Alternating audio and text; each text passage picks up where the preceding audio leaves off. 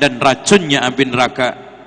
Fayadiku alaihi qabruhu, kemudian kuburannya menyempit, hatta takhtalifa fihi adla'uhu, sampai tulang rusuknya pecah berantakan. Fayatihi rajulun, kemudian datanglah seorang qabihul wajhi, yang buruk mukanya, qabihul thiyabi, yang compang-camping pakaiannya, muntinirih, yang sangat anyir baunya. Fayaqulu, dia mengatakan kepada si mayit, abshir billadhi yasuk, hadha yaumuka alladhi kunta du'an, bergembiralah dengan kabar buruk, pada hari saat ini engkau telah diberikan peringatan-peringatan ancaman. Maksudnya di sini hadirin sekalian, ledekan, celaan, suruh bergembira dengan siksaan jelas tidak mungkin. Fayaqulu, kemudian si mayit bertanya, man anta, siapa kamu? Fawajhukal wajhul ladzi yaji'u bisyarr, satu wajah yang membawa satu keburukan. Fayaqulu, dia menjawab, ana amalukal khabith, aku adalah amalmu yang buruk. Fayaqulu, dia menjawab, Rabbi, ya Allah, la tuqimis sa'ah, jangan engkau tegakkan hari kiamat. Inilah hadirin sekalian kondisi di alam kubur. Pada saat itu juga disebutkan di dalam hadis yang diriwayatkan oleh Imam Muslim, idza wudi'al abdu fi qabrihi wan sarafan nasu, jika seorang hamba diletakkan di dalam kuburannya, semua orang pulang, fa innahu la yasma'u qur'ani alihim, dia akan mendengar suara terumpah sandalnya. Setelah itu ikhwan, kita tidak tahu berapa lama kita harus di kuburan. Bisa ratusan ribu tahun, bahkan beribu-ribu tahun kita tidak tahu sampai hari kiamat. Dan siksa kubur ada dua macam. Ada yang abadi seperti Fir'aun sama bala tentara dan pengikutnya. Ada yang muaqqatan, sementara, yaitu orang-orang mukmin yang meninggal dunia membawa dosa. Setelah alam kubur bukan berarti urusan selesai. Manusia masih dihadapkan dengan rintangan berikutnya, yaitu mahsyar.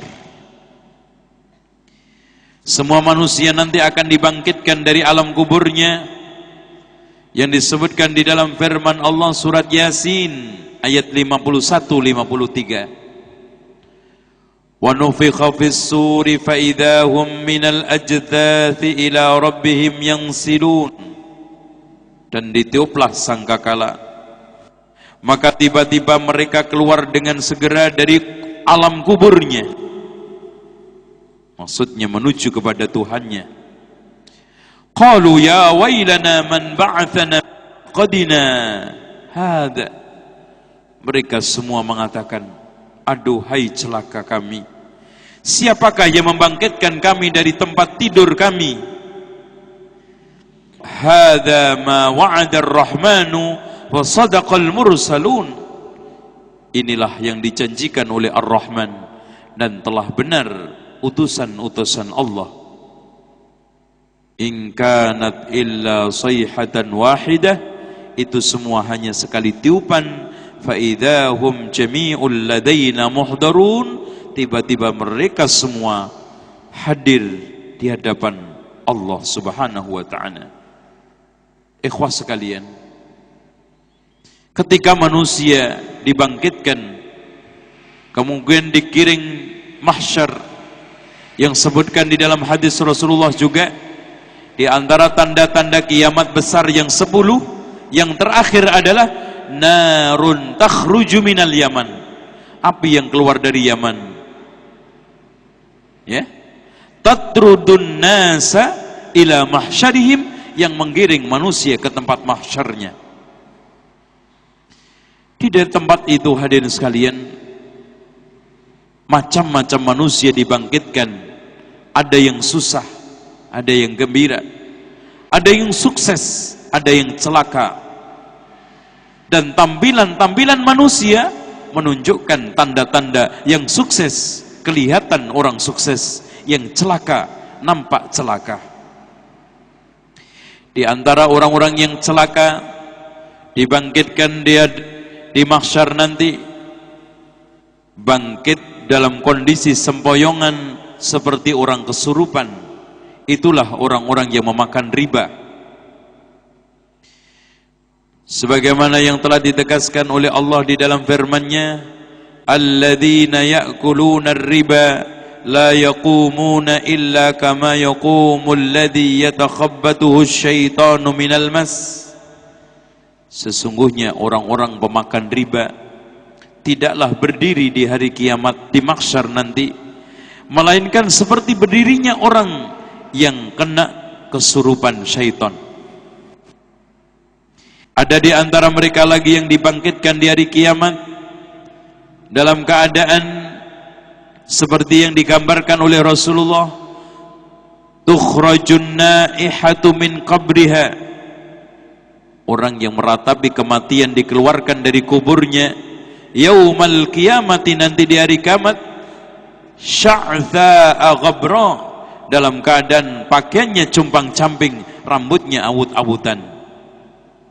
Alaiha jilbabun min la'natillah, yang dikenakan jilbab dari laknat kutukan Allah.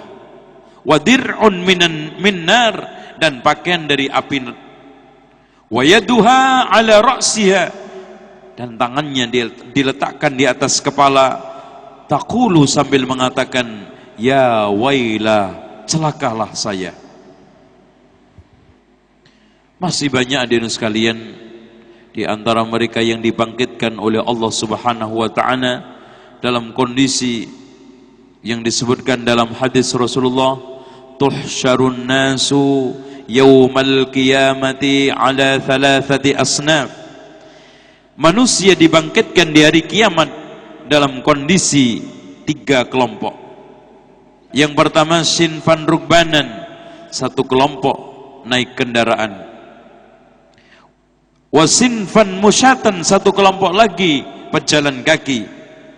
Wasinfan ala wujuhihim, satu kelompok lagi berjalan di atas mukanya.